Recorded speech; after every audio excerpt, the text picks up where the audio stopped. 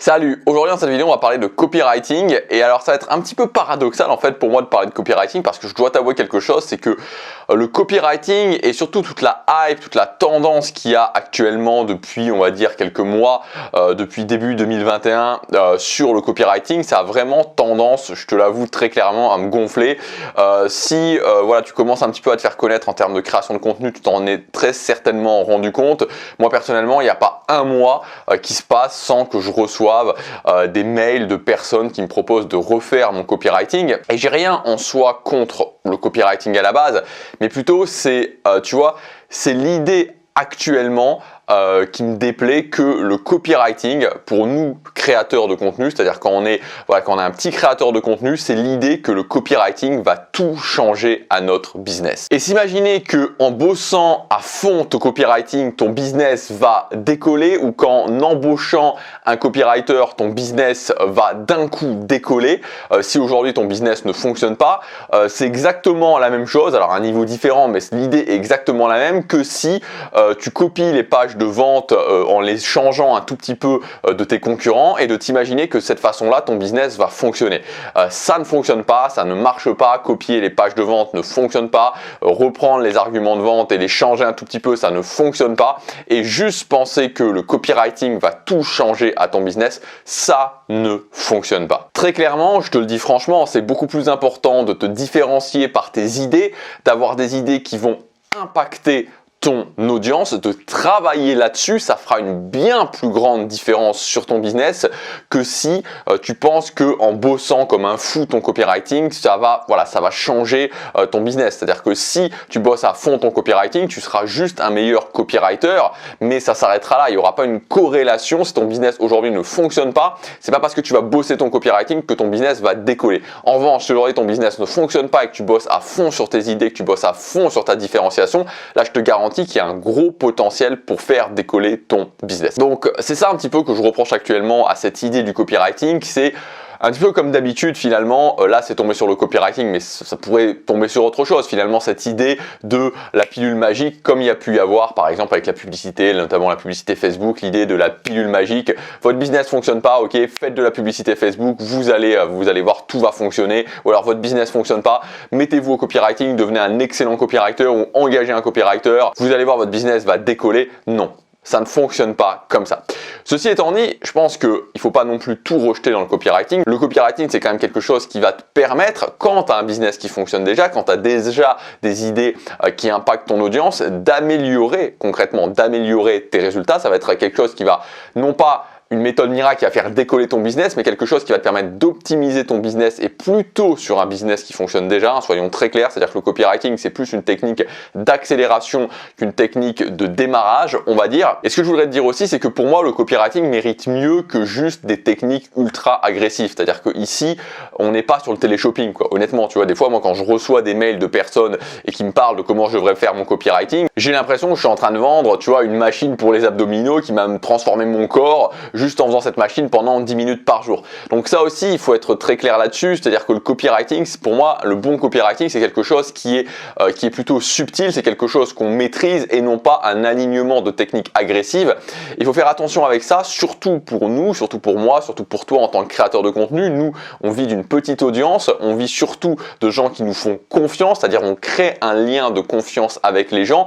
Donc il s'agit surtout pas de balancer un gros copywriting gras et agressif, parce que ça peut avoir un effet tout à fait contraire. Et ça aussi, je te mets en garde par rapport au copywriting, par rapport aux techniques de copywriting que tu pourrais voir sur le web. Fais bien attention à ça, parce que tu vois, c'est des trucs où c'est vraiment, des fois c'est tellement agressif, c'est tellement gras que c'est contre-productif. Alors moi, dans cette vidéo, je voudrais te donner justement une technique qu'on pourrait appeler une technique de copywriting, qu'on pourrait aussi appeler une technique de persuasion, parce que finalement le copywriting, l'idée du copywriting, c'est l'art d'écrire des textes de vendre, l'art de vendre finalement. Et donc dans cette vidéo, je voudrais te donner une technique que tu peux maîtriser, que tu peux t'approprier et que tu vas pouvoir faire ensuite d'une façon subtile. Et pour moi, ça fait partie des basiques, des vrais basiques à maîtriser pour s'améliorer en copywriting. Donc cette technique, c'est quoi? C'est tout simplement le fait de lever les objections. En fait, il faut savoir que quand tu vas vendre, et donc forcément, si tu as un business en ligne, à un moment donné, tu vas vendre, tu vois, sinon c'est pas que ton but, c'est de vivre de ton business, et donc c'est pas que tu as un business en ligne.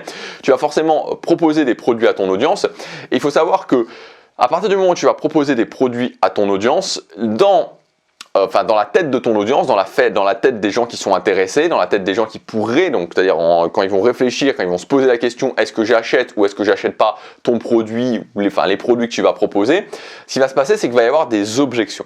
Et en fait, ce qu'il faut comprendre, c'est que ces objections sont toujours un petit peu les mêmes. Donc alors, il peut y avoir des cas très particuliers, mais en général, les objections qui vont arriver dans la tête de tes futurs clients, dans la tête, pour dire, de tes prospects, même si j'aime pas forcément cette expression, c'est toujours les mêmes objections, quasiment toujours les mêmes objections qui vont arriver.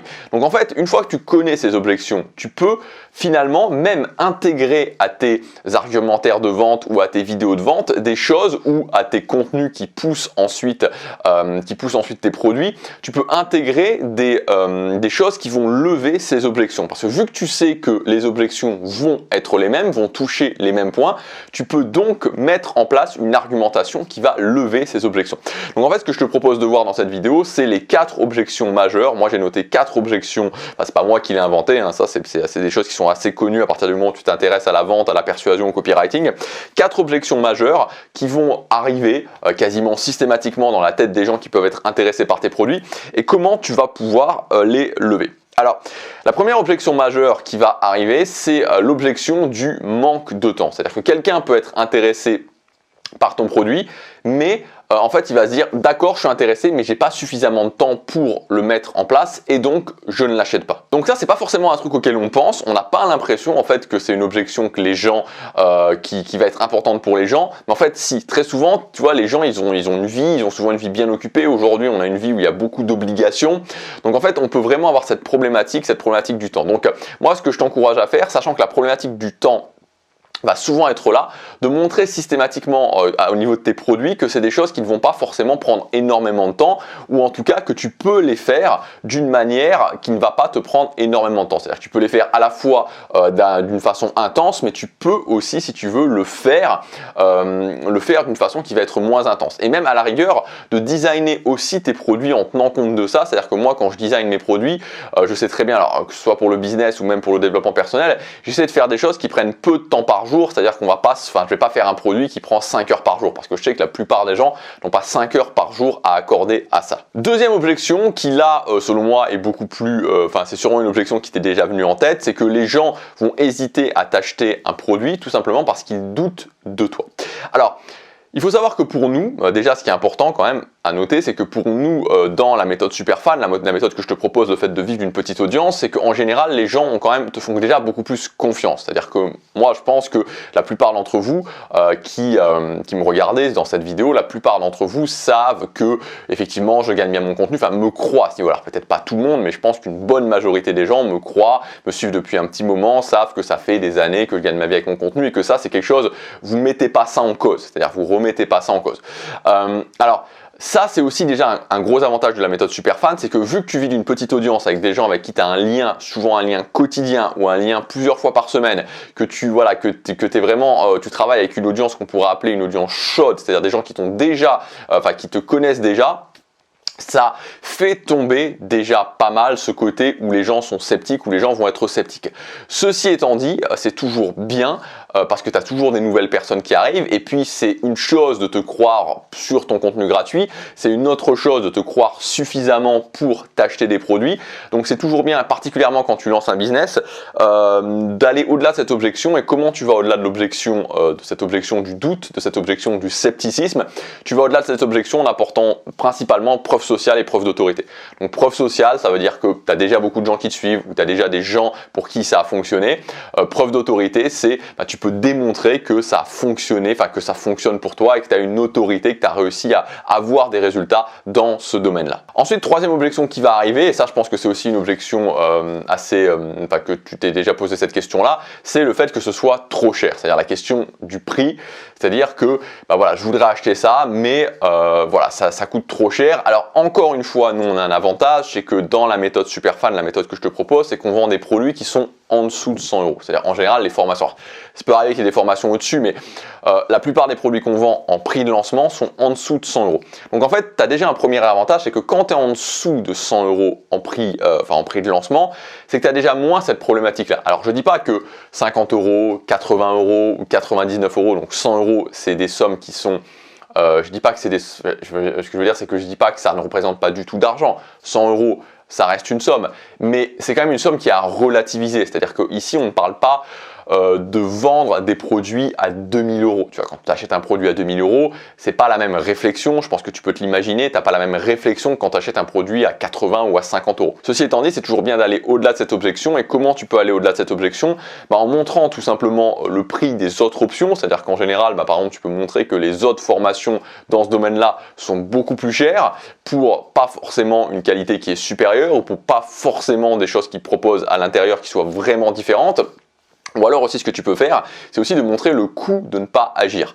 Parce que tu vois, ça c'est vraiment l'opposition, alors là on rentre un petit peu dans le monde du développement personnel, tu vois, mais c'est un petit peu l'opposition court terme, long terme, c'est-à-dire que très souvent on se dit, je vais pas dépenser 50 euros ou 80 euros ou 100 euros pour cette chose-là, mais on voit pas non plus, on pense pas forcément, on réagit pas forcément moyen ou long terme en se disant ok, si je dépense pas, d'accord, je garde mon argent, mais qu'est-ce qui se passe sur le long terme? Donc ça c'est important aussi que dans tes argumentaires de vente, tu le montres vraiment ce coût de ne pas agir pour que tu puisses montrer justement aux gens qui t'écoutent le fait que en fait c'est beaucoup plus intéressant pour eux finalement d'agir. Et enfin, la dernière objection majeure, c'est le fait que ça ne va pas fonctionner, ça ne fonctionne pas ou ça ne fonctionnera pas, ou en général c'est plus ça ne fonctionnera pas pour moi. Et donc là c'est ton rôle finalement de montrer que c'est quelque chose qui est assez simple d'utilisation, et c'est aussi ton rôle de montrer que ça peut fonctionner dans différentes situations. Et donc là ça peut être intéressant que tu te poses la question par rapport aux gens qui peuvent être intéressés, s'ils débutent, s'ils sont plus avancés, de leur montrer que ça peut fonctionner dans leur cas à eux. Donc voilà selon moi la bonne façon de faire du copywriting, c'est le fait de comprendre des choses et ensuite de l'intégrer subtilement dans son contenu et non pas de débiter des techniques ultra agressives qui, en plus, je le rappelle, vraiment c'est important de le noter, pour nous, quand on vit d'une petite audience, sont contre-productifs. C'est-à-dire que si demain je commence à vous raconter je vous sors une formation et je commence à vous raconter comment cette formation elle va changer complètement votre vie, que vous devez impérativement l'acheter maintenant et que voilà, en faisant très peu d'efforts et très rapidement vous allez avoir énormément de résultats, ça va avoir un effet extrêmement contre-productif.